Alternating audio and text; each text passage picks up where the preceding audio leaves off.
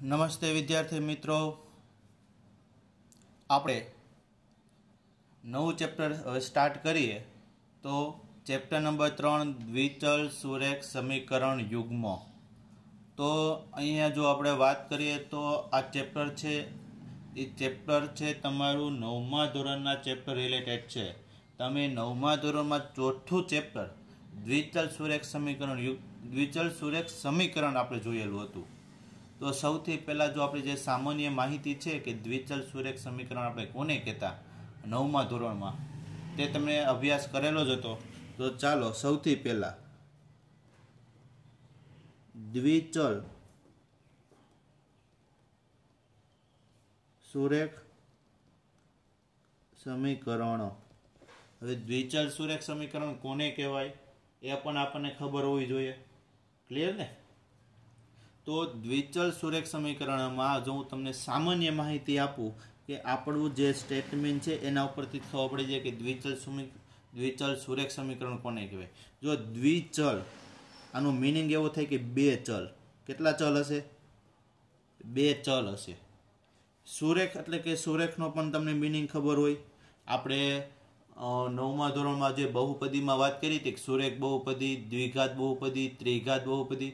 તો કે સુરેખ બહુપદી કોને કહેવાય? તો કે જે બહુપદીમાં મહત્તમ ઘાત એક હોય એને સુરેખ કહેવાય. એટલે કે મીન્સ અહીંયા આપણને સમીકરણની વાત કરવાની છે. તો સુરેખ એટલે આપણને ખબર હોવી જોઈએ કે એમાં ચલની ઘાત એક રહેવી જોઈએ. રેડી? એટલે કે સુરેખ એટલે કે અહીં લખી દઉં છું કે ચલની ઘાત કેટલી હશે? એક. રેડી ને? એટલે કે જો દ્વિચલ એટલે કે બે ચલ અને ચલની ઘાતે કેવી હશે? એક. અને સમીકરણ એટલે કે એનો મિનિંગ એવો થાય કે આપણે બરાબર દર્શાવી શકીએ કે બરાબર આવતું હોય. એટલે કે આવી રીતે જો તમારું કોઈ સમીકરણ દર્શાવતું હોય તો એને આપણે શું કહી શકીએ? તો કે દ્વિચલ સુરેખ સમીકરણ કહી શકીએ. ક્લિયર? આટલું મગજમાં તમારે બેસાડવાનું છે. આવું આપણે જોયું. હવે એની પહેલાં વ્યાખ્યા લખીએ, બરાબર, અને પછી આપણે દ્વિચલ સુરેખ સમીકરણનું ઉદાહરણ આપણે લખીએ.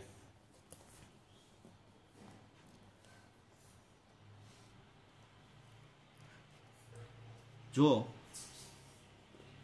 એ, બી અને સી એ વાસ્તવિક સંખ્યા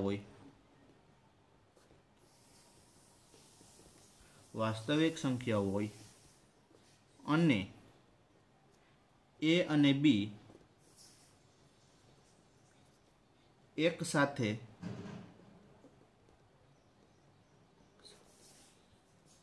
શૂન્ય ન હોય ત્યારે જે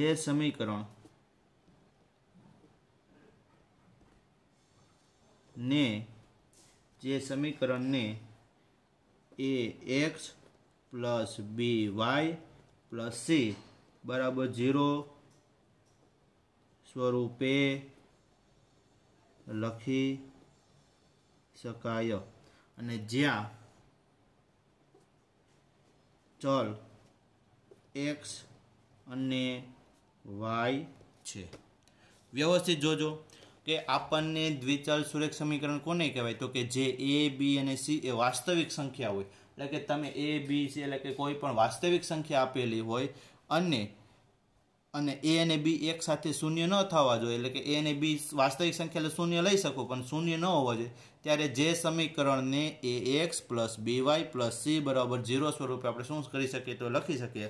અને આમાં આપણે ચલ કોને લીધા છે? તો કે એક્સ અને વાય. એટલે કે જો તમારું આ દ્વિચલ સુરેખ સમીકરણનું વ્યાપક સ્વરૂપ કહેવાય એ x plus B Y plus C બરાબર 0. કોઈ પણ દ્વિચલ સુરેખ સમીકરણ છે એ આ સ્વરૂપે તમારું હોય.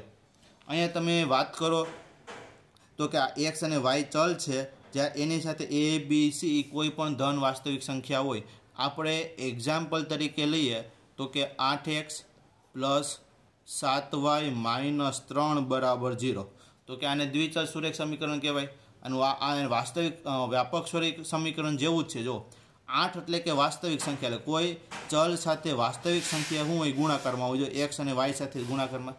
અને આપણે એને દ્વિચલ સુરેખ સમીકરણ શું કામ કહીએ છીએ? તો દ્વિચલ સુરેખ સમીકરણ આપણે એને કહીએ જેમાં બે ચલ હોય. બે ચલ છે, યસ, એક્સ અને વાય બે ચલ છે. પછી સુરેખ એટલે કે ચલની ઘાત એક. અહીં જો એક્સની ઘાત કાંઈ ન હોય કેટલી? એક હોય. વાયની પણ કેટલી હોય? તો કે એક હોય. અને સમીકરણ એટલે કે બરાબર આવ્યું છે, બરાબર બરાબર શું આપ્યું 0, તો કે આને દ્વિચલ સુરેખ સમીકરણ કહેવાય.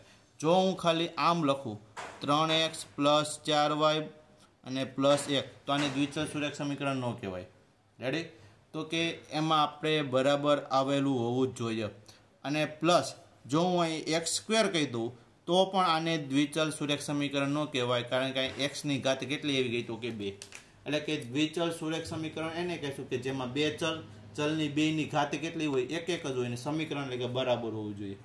હવે એના પછીનો પોઈન્ટ લખવી તો કે આ લેખો. ક્લિયર? તો કે તમે દ્વિચલ સુરેખ સમીકરણો જો તમે 9મા ધોરણમાં આલેખ દોર્યો હોય તો એક સીધી રેખા મળે. શું મળે? સીધી રેખા. કોઈ પણ દ્વિચલ સુરેખ સમીકરણો તમે આલેખ દોરો, તમને આ આપ્યું છે એનો આલેખ દોરો તો કેવી રેખા મળશે? એક સીધો આલેખ, એક રેખા મળશે. અને ઉકેલ કેટલા મળે? તો કે અનંત ઉકેલ મળે. તમને અનંત ઉકેલ મેળવી શકો. આપણે એવું કરતા હતા, ખબર હોય તો 5 ઉકેલ મેળવવાનું કહેતા હતા. આપણે x = 0 લઈએ ત્યારે y ની કિંમત મળે, પછી x = 1 લઈએ ત્યારે y ની કિંમત કંઈક અલગ મળતી હોય. એટલે કે આપણને દ્વિચલ સુરેખ સમીકરણ હોય તો એના અનંત ઉકેલ મેળવી શકીએ. અને એ ઉકેલને જો આપણે ઉકેલ મેળવ્યા હોય એને આપણે આલેખમાં મૂકીએ તો એક આપણને શું મળશે? એક સીધી રેખા. સીધી રેખા એટલે કે આ રીતની આમ સીધી જ રેખા મળે. આમ કોઈ દે વળાંકવાળી એવી રેખા એમ ન મળે નીચાથી. એક આમ સીધી જ રેખા મળતી હશે. એટલે કે આપણા દ્વિચલ સુરેખ સમીકરણનો આલેખ કેવો મળશે? તો કે એક સીધી રેખા મળશે. ક્લિયર? હવે એના પછી આગળ વધીએ તો હવે આપણું જે ચેપ્ટરનું નામ છે કે દ્વિચલ સુરેખ સમીકરણ યુગ્મ, જેની આપણે વાત કરવાની છે. તો કે દ્વિચલ સુરેખ સમીકરણ યુગ્મ કોને કહેવાય? તો એ તો ખબર હોવી જોઈએ ને. તો સૌથી પહેલા આપણે હેડિંગ લખીએ કે દ્વિચલ સુરેખ સમીકરણ યુગ્મ. ખાલી સમીકરણ નહીં, સમીકરણ યુગ્મની વાત કરવી છે. તો કે દ્વિચલ સુરેખ સમીકરણ યુગ્મ કોને કહેવાય? તો એના માટે આપણે એનું વ્યાખ્યા લખીએ કે જ્યારે માત્ર બે ચલ x અને y ના બે સુરેખ સમીકરણનો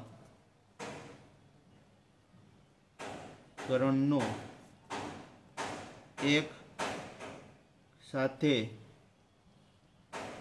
લેવામાં આવે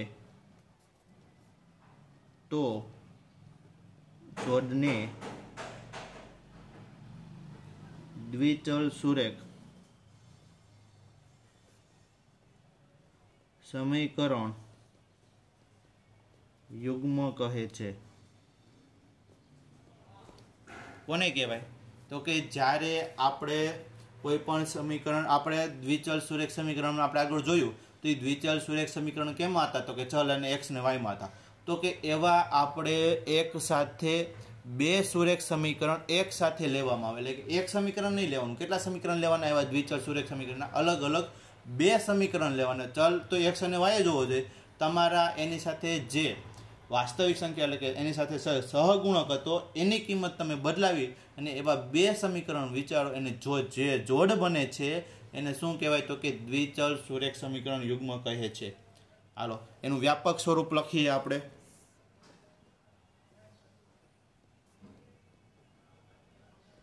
કઈ રીતનું દ્વિચલ સુરેખ સમીકરણ વ્યાપક સ્વરૂપ હોય? તો કે ચલ x અને y માં દ્વિચલ સુરેખ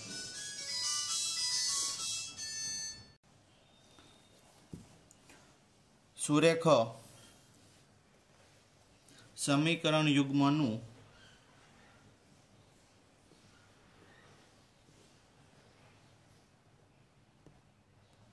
વ્યાપક સ્વરૂપ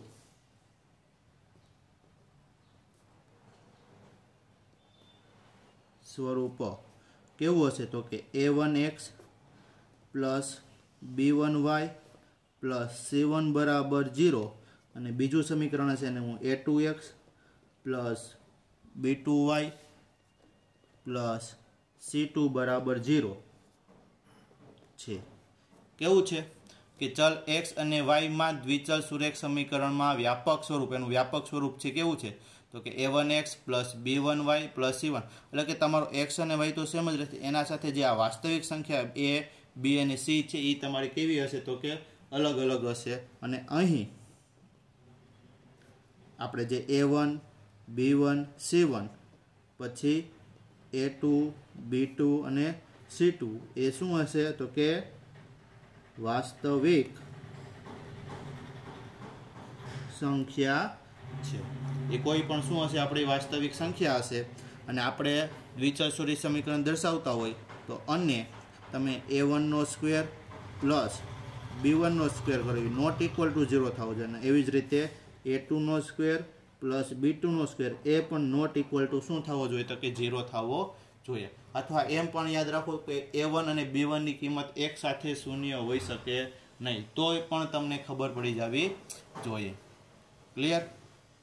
હવે આપણને કોઈ પણ વ્યાપક સમીકરણ આપેલું હોય તો એમાં a1 ની કિંમત કોને કહેવાય, b1 ની કિંમત કોને કહેવાય એ તમને ખબર હોવી જોઈએ. એટલે કે વાસ્તવિક સમીકરણ સાથે સરખાવતા પણ આપણે 9મા ધોરણમાં ભણી ચૂક્યા હતા. હવે આપણે અહીંયા દ્વિચલ સુરેખ સમીકરણનું વ્યાપક સમીકરણ જોઈ લીધું, તો એક ઉદાહરણ લઈ લઈએ કે ધારો કે તમે દ્વિચલ સુરેખ સમીકરણ અહીંયા આપેલું છે કે દ્વિચલ સુરેખ સમીકરણ યુગ્મ તમને આમ આપેલું છે કે 8x પ્લસ 7y માઇનસ 2 બરાબર 0 અને 5x માઇનસ 7y પ્લસ 3 બરાબર 0 ને વ્યાપક સ્વરૂપ સાથે સરખાવતા. કોની સાથે સરખાવવાનું છે? એના વ્યાપક સમીકરણ સાથે, એટલે કે આ સમીકરણ સાથે શું કરવાનું છે એને સરખાવવાનું છે. તો આને આપણું પહેલું સમીકરણ કહી દઈએ તો એનો આપણે આન્સર લખીએ કે 8x પ્લસ 7y માઇનસ 2 બરાબર 0 ને a1x plus b1y plus c1 બરાબર 0 સાથે સરખાવતા. તો આની સાથે તમે સરખાવો તો મને કહ્યું છે a1 એટલે કે આપણે a1 ની કિંમત કેટલી મળે, x ને સરખાવો જોઈએ તો a1 બરાબર કેટલા છે તો કે 8. પછી b1 બરાબર, તો અહીં જો b1y એની આગળ પ્લસની નિશાની છે અને અહીંયા આપણને 7y આપેલા છે, બરાબર. તો y તો સરખાવવા, એટલે કે આપણે શું સરખાવવાનું હોય, ચલ સરખાવવાના હોય. તો ચલ સાથે જે સહગુણક હોય તો કે b1 ની કિંમત કેટલી હોય તો કે 7 અને કે અચળ પદ એટલે કે c1 તો કે c1 બરાબર જોઈએ નિશાની કેવી છે -2, એટલે અહીં શું લખશું -2. આ સરખાવાઈ ગયું.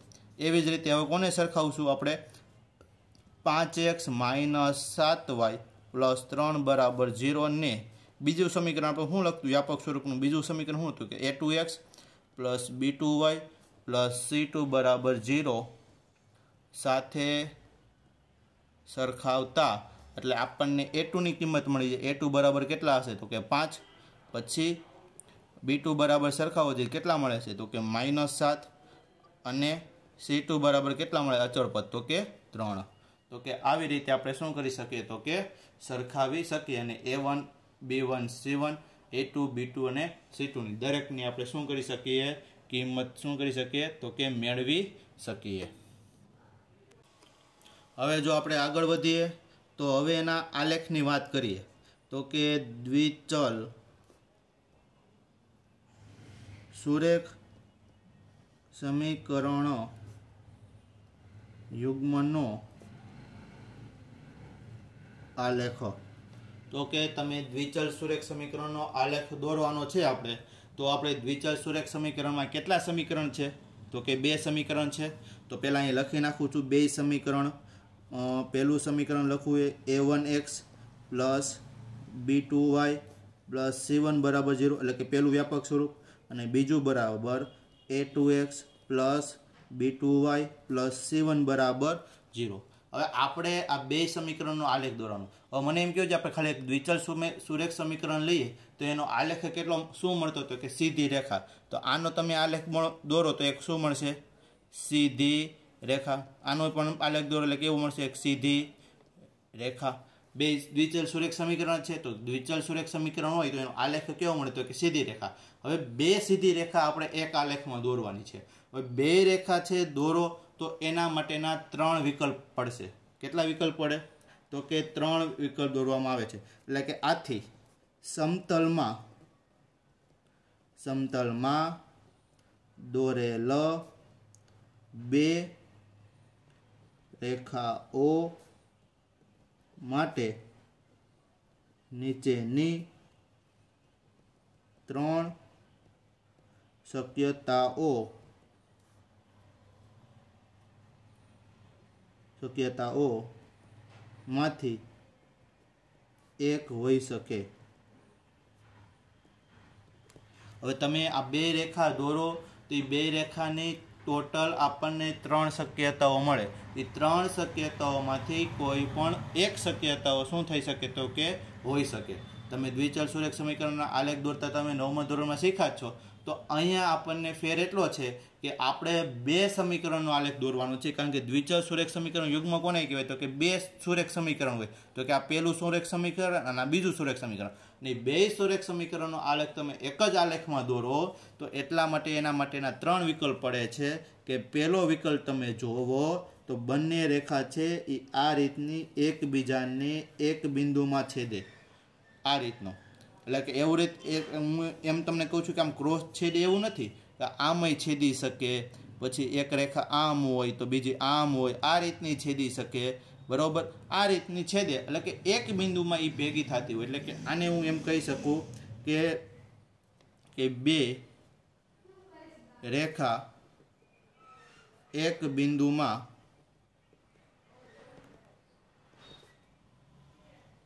છેદશે। એ કયું બિંદુ થશે તો કે આવડું આ બિંદુ। બે રેખા છે એ શું થશે તો કે એક બિંદુમાં શું થતી હશે તો કે છેદતી હશે। આ પહેલો વિકલ્પ થઈ શકે તમે જ્યારે આ બે રેખાનો આલેખ દોરો ત્યારે। બીજો વિકલ્પ શું થઈ શકે તો કે બંને રેખાઓ છે પરસ્પર સમાંતર હોય, એટલે કે એક પણ રેખામાં ન છેદે। જો આ રીતનો રેખા દોરું અને બીજી રેખા અહીંયા દોરું, એટલે કે બે રેખા તમે દોરો ને તો પરસ્પર સમાંતર રેખાઓ હોય, એટલે કે બે રેખાઓ છેદે નહીં। બે રેખાઓ છેદે નહીં। શું થશે? બે રેખા છે એક પણ બિંદુમાં શું થશે? છેદશે નહીં, ક્યાંય પણ છેદે નહીં। જો આ બે રેખા તમે આને દોરો તો આમ સીધે સીધી હાલી જાય, આ પણ છે સીધે સીધી હાલી જાય। એનું તમને ઉદાહરણ આપું તો આપણે ટ્રેનના પાટા છે બે એકબીજાને ક્યારેય છેદે નહીં, એટલે કે બે રેખા છે અને ગમે આમ અનંત લગી લંબાવો, આ સાઈડ તમે અનંત લગી જાઓ, આ સાઈડે અનંત લગી જાઓ તો એકબીજાને ક્યારેય શું થશે? છેદશે નહીં। આવો તમને એક ઉકેલ મળી શકે જ્યારે તમને બે સમીકરણ આપેલા હોય, બે સમીકરણને આલેખમાં દર્શાવો। અને તમારો ત્રીજો વિકલ્પ એ થાય કે બંને રેખા છે, આ પહેલી રેખા હું દોરું છું, પહેલા સમીકરણનો આલેખ છે એ તમને આ રીતે મળે। બીજો સમીકરણનો તમે આલેખ દોરો તો એના ઉપર જ પાછો તમને બીજા સમીકરણનો આલેખ મળે। એટલે કે બંને રેખાઓ કેવી હશે તો કે સમાન, તો કે એમાં થશે કે બે રેખાઓ સંપાતી છે। સંપાતી છે એટલે કે બંને રેખાઓ એકબીજા ઉપર જ છેદતી હોય। પહેલી રેખા દોરો અને બીજી રેખા દોરો તો એના ઉપરથી જ પસાર થતી હોય, એના સિવાય બીજે ક્યાંય મળે આડાવડી ન મળે। તો કે તમે જ્યારે દ્વિચલ સુરેખ સમીકરણ યુગ્મનો આલેખ દોરો તો આ 3 પોસિબિલિટીમાંથી એક તમને કોઈ પણ આલેખ મળી શકે।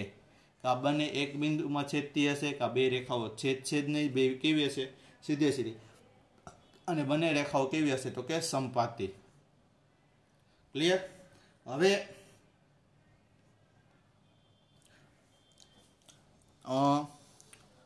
આમાં આપણે વાત કરીએ તો કે જ્યારે બે બિંદુ છે એક બિંદુમાં છેદે તો કેટલા ઉકેલ મળે તો કે એક ઉકેલ મળી શકે। કેટલો ઉકેલ મળે તો કે એક ઉકેલ મળે। કેટલી? તો કે બંને બે રેખા છે એકબીજાને એક બિંદુમાં છેદે છે એટલે કે આપણો કેટલો ઉકેલ થશે? આવડો આ એક ઉકેલ થશે. એના પછી બંને રેખાઓ છેદશે નહીં, એટલે કે આને કેવી કહેવાય? તો કે સમાંતર રેખા પણ કહી શકાય. રેડી? એટલે કે સમાંતર રેખા છે. કેવી છે? સમાંતર રેખા છે. તો સમાંતર રેખા છે એટલે કે આમાં આપણને ઉકેલ મેળવવા હોય તો કેટલા ઉકેલ મળે? તો કે આમાં ઉકેલ મળે નહીં. કેમ ઉકેલ ન મળે? તો એક બે રેખા છે, એકબીજામાં છેદતી જ નથી, તો આપણને ઉકેલ મળે નહીં. એ કોઈ ઉકેલ મળે નહીં. ઉકેલ મેળવવું એટલે શું? આપણે એમ થાય કે આ ઉકેલ મળે છે એટલે શું? એ ઉકેલ એવો મળે છે કે આ ઉકેલ તમને જે મળે એટલે કે જે બિંદુ મળે એ બિંદુ છે તમે બે સમીકરણમાં મૂકો, પહેલા સમીકરણમાં અને આ બીજા સમીકરણમાં મૂકો તો બંનેમાં જવાબ કેવો આવે? તો કે 0 આવે. પછી બીજા સમીકરણમાં ઉકેલ મળે નહીં એટલે કે એવું કોઈ બિંદુ ન મળે કે તમે એક કોઈ પણ એવું બિંદુ ન મળે કે તમે આમાં મૂકો ને બે સમીકરણમાં, તો પહેલા સમીકરણમાં મૂકો તો 0 આવે, તો બીજા સમીકરણમાં મૂકો તો બરાબર 0 જવાબ આવે નહીં. એટલે એવો કોઈ બિંદુ ન મળે કે બેમાં 0 જવાબ આવે. તો 0 જવાબ ન મળતું હોય તો આપણે કહી શકીએ કે એમાં ઉકેલ મળશે જ નહીં. અને બંને રેખાઓ જો સંપાતી હોય તો આમાં કેટલા ઉકેલ મળે? તો કે અનંત ઉકેલ મળે. કેટલા ઉકેલ મળે? અનંત ઉકેલ મળે. ઉકેલ મળે એટલે કે એ ઉકેલ જે આપણને મળ્યો છે, જે આપણને કિંમત મળી છે, આપણે ઉકેલ મળે ધારો કે 2 અને 3, એક્સની કિંમત 2 અને વાયની કિંમત 3, આ ઉકેલ થયો. તો એ કિંમત છે એ આપણે જો સમીકરણમાં મૂકીએ તો એ સમીકરણમાં મૂકીએ તો શું થાય? તો કે બધી કોઈ પણ કિંમત લ્યો આ સમીકરણમાંથી, આ સમીકરણનું પહેલા સમીકરણની કોઈ પણ તમે ઉકેલ લ્યો આમાંથી, આજે આપણે પહેલું સમીકરણ એનો ઉકેલ લ્યો, એ કિંમત છે બીજા સમીકરણમાં મૂકો ને તોય આપણને ઉકેલ મળે. એટલે બધી જ કિંમત આગળ છે એ શું મળતું હોય? તો કે ઉકેલ મળતો હોય. એટલે કે ત્રીજા કેસમાં આપણને કેટલા ઉકેલ મળતા હોય? તો કે અનંત ઉકેલ મળતા હોય. એટલે આ વસ્તુ પણ ખાસ યાદ રાખવાની છે. એટલે કે આપણે કોઈ પણ બે રેખાનો આલેખ દોરીએ તો કાં એક બિંદુમાં છેદે, કાં સમાંતર હોય અને કાં કેવી હોય? તો કે સંપાતી રેખા હોય. રેડી? અને જો એક બિંદુમાં છેદતું હોય તો એક ઉકેલ મળે. બે રેખાઓ છેદતી જ ન હોય એટલે કે સમાંતર હોય તો ઉકેલ મળે નહીં. અને બે રેખાઓ સંપાતી એટલે કે એકબીજા ઉપર જ હોય તો કેટલા ઉકેલ મળે? તો કે અનંત ઉકેલ મળે. ક્લિયર? તો આપણે અહીં લગી રાખીએ અને નેક્સ્ટ લેક્ચરમાં આપણે જ્યાં એના ઉકેલ મળે છે એના સહગુણકો વચ્ચેના સંબંધ વચ્ચે જ આપણે એનાથી ઉકેલ મેળવી શકશું. તો એ આપણે આગળના લેક્ચરમાં જોશું.